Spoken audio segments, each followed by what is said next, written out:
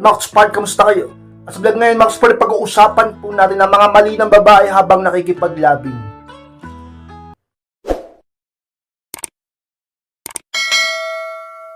At kung handa na kayong lahat, masarap po tayo. At muli, be inspired!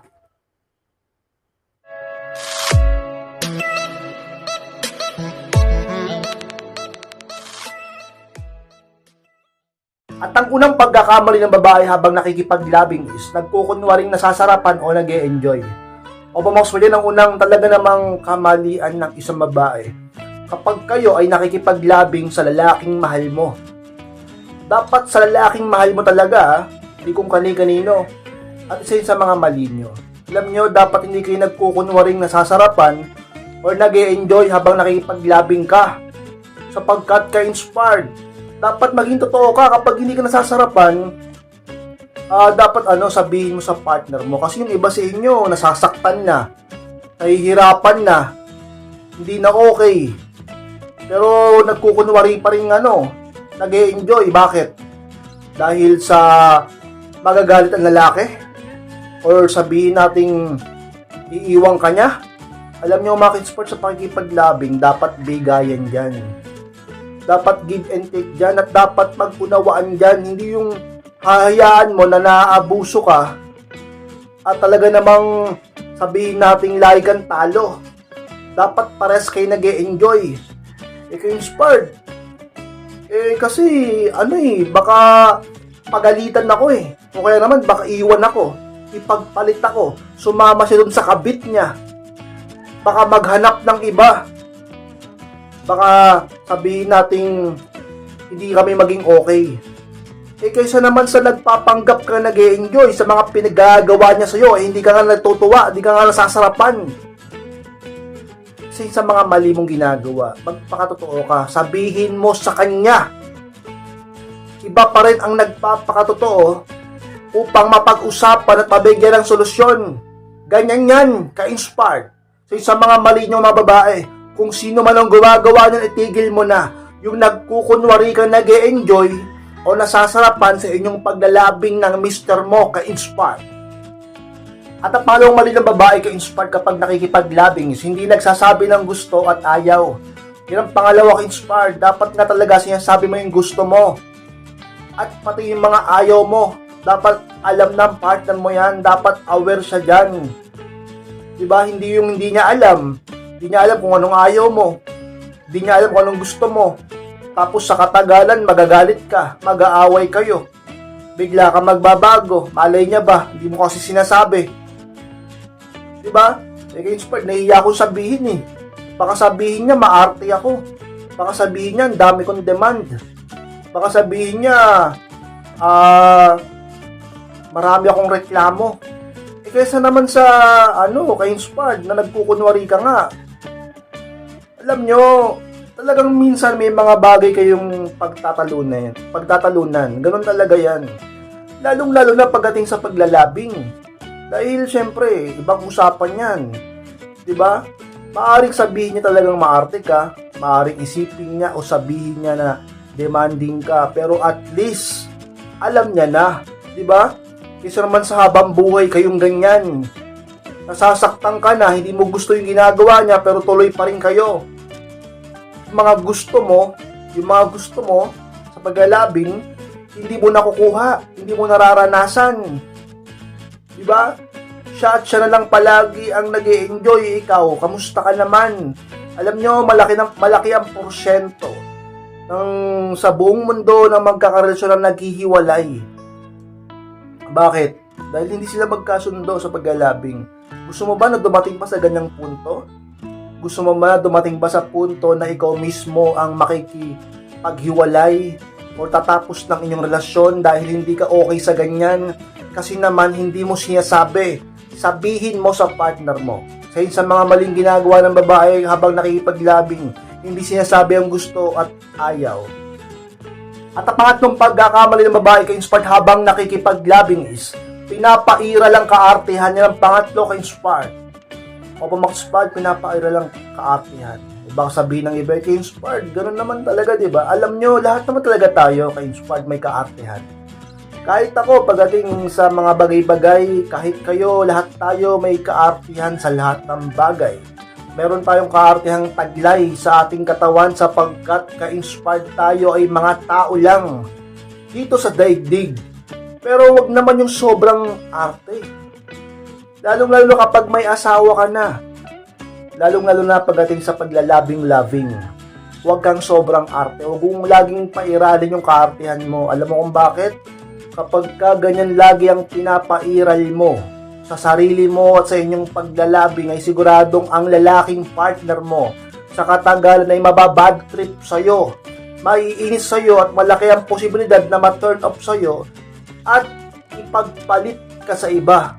Alam nyo, yung hindi kayo okay sa paglalabing, malaki ang ambag niyan para ang lalaki maghanap ng iba.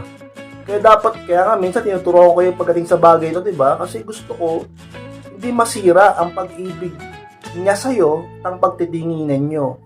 Alam ko, sabihin ng iba, mababaw lang, hindi sabi natin, hindi magandang dahilan yung paglalabing para maghiwalay, para maghanap ng iba. Oo, pero masasabi mo ba yun sa kanya?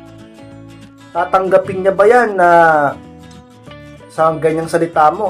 Kung hindi naman talaga siya natutuwa, diba? Kaya ka-inspired, huwag mong pairalin yung kaartihan mo. Dapat maging mapagpakumbaba ka sa partner mo, magpasakop ka sa kanya, huwag matigas ang ulo mo, huwag kang bossy, at higit sa lahat matuto kang sumunod at makisama sa asawa mo, sa partner mo lalaki habang nakikipaglabing ka sa kanya.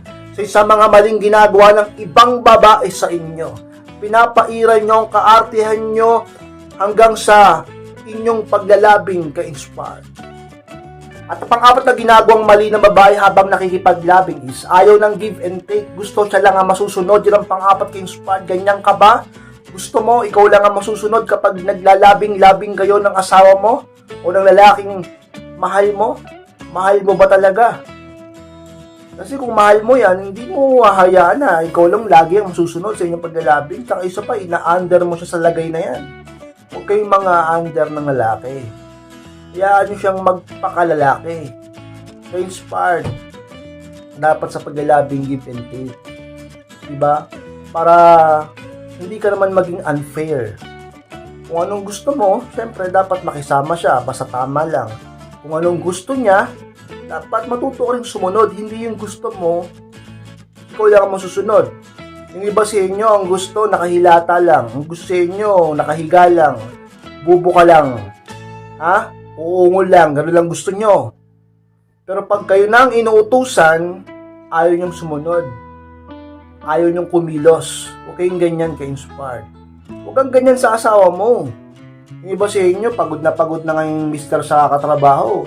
Ginagawa ng lahat para sa inyo ng anak mo, sa inyong pamilya, bibigay naman lahat, nagpo-provide ng tama, tapos pagkakaitan mo pa siya pagdating sa ganyang bagay, matigas pa ang ulo mo pag naglalabing kayo, gusto mo pa, ikaw lang ang masusunod, gusto mo pa, talaga namang sabihin rin papairalin mo pa yung kaartehan mo, huwag ganyan ka-inspired, upang hindi ka iwan ng lalaki. Hindi siya makipaghiwalay sa iyo. Hindi ka niya ipagpalit sa iba. Hindi siya humanap ng iba. Hindi magbago ang pag-ibig at pagtingin niya sa iyo. Sabihin ng iba, ka-inspired, wala akong pakialam. Lalaki lang yan. Ka-inspired, wala akong pakialam kasi ang babaw ng dahilan niya, labing-labing lang yan. Para sa inyo. Kung sa inyo kaya gawin, tapos laging ginagawa yung ganyan, hindi ba kayo magagalit? Hindi ba kayo talaga namang bababa ang tingin din sa kanya? Kung gusto niya, siya lang lagi ang nasusunod hanggang sa paglalabing. Lagi mong ilagay ang sarili mo sa posisyon ng kapwa mo. Kung okay ba ang pakiramdam ng ganun, ka-inspired. Sa mga pagkakamali ng ibang babae dyan na nanonood sa akin, ang gusto mo, ikaw lang ang masusunod sa inyong paglalabing, ka-inspired. At naman pagkakamali ng babae ka-inspired pagdating sa paglalabing is madaming iniisip at inaalala. Yan ang palima at pinakahuli ka-inspired. Isipin mo, naglalabing-labing na kayo, ang iniisip mo pa rin is yung mga problema. Kapag naglalabing-labing kayo, naman puro nag-iisip ka pa ng kung ano-ano, mag-focus ka mag-focus ka sa partner mo sa inyong paglalabing, sa inyong pagniniig. Diba? Basahin nyo, naglalabing-labing na kayo ng mister mo, ng asawa mo, iniisip mo pa yung utang mo. Yung pinagkakautangan mo, makapag-focus niyan? Mararamdaman pa naman ng lalaki yan. Nararamdaman ng lalaki yan. Na hindi ka focus sa kanya habang naglalabing kayo. Ilang minuto lang naman, o sabihin natin, umabot kayo ng oras na paglalabing nyo. Ibigay mo sa kanya yon. Responsibilidad nyo sa isa't isa yan. Diba, responsibilidad mo yan bilang misis niya, asawa niya. Pag naglalabing kayo, lalo na kung minsan lang naman kayo naglalabing. Tapos pag naglabing kayo, ang gulo pa ng utak mo. Ano siya gaganahan yan sa'yo? Minsan habang dinadali ka niya, nakatulala ka pa, wala kang reaksyon. Parang nasa ibang mundo ka habang naglalabing kayo. Pangit naman ng ganun. Para siyang dumadali ng walang buhay na manika niyan. Kaya inspired, huwag kang ganyan. Diba? Pag naglalabing kayo, huwag kung ano-ano ang iniisip mo. Baka yung iba sa inyo, ang iniisip yung kabit mo, ha? Sana wala kayong kabit dyan. Na habang nakikipaglabing sa asawa, kung sino-sinong, pati yung mga idol yung artista, yung pang-iniisip nyo, ha? O yung crush yung lalaki, huwag ganyan. Mag-focus kayo sa asawa nyo, mag-focus kayo sa kalabing-labing nyo, sa mister nyo. At isin sa mga maling nagagawa ng babae pagdating sa paglalabing. Nakikipaglabing na sa partner ng lalaki kung sino-sino pa, kung ano-ano pa ang iniisip at kung ano-ano pa ang inaalala at hindi makapag-focus sa partner niya habang naglalabing sila ka-inspire. Max Pard lang po, maraming salamat po Max Pard sa pagtapos ng vlog nito. Tapos hindi pong kalimutan na mag-like. Comment na rin po upang makatulong din tayo sa ibang tao. Sa mga di pa po nakasubscribe, pasubscribe na po Max Pard. Click ko na rin po notification bell upang maging updated kayo pag may bago akong i-upload na video. Sa mga gusto magpa-coaching or magpa-advise, pakimessage lang po ako sa aking Facebook, ay po yung profile picture ko. At pakimessage lang po ako sa Messenger. Ako mismo mag-reply sa inyo. At pag-usapan ninyo problema sa pag-ibig, mga Kinspard. Maraming salamat, mga Kinspard. Mag-ingat kayong lahat. Mahal ko po kayo. At muli, be inspired!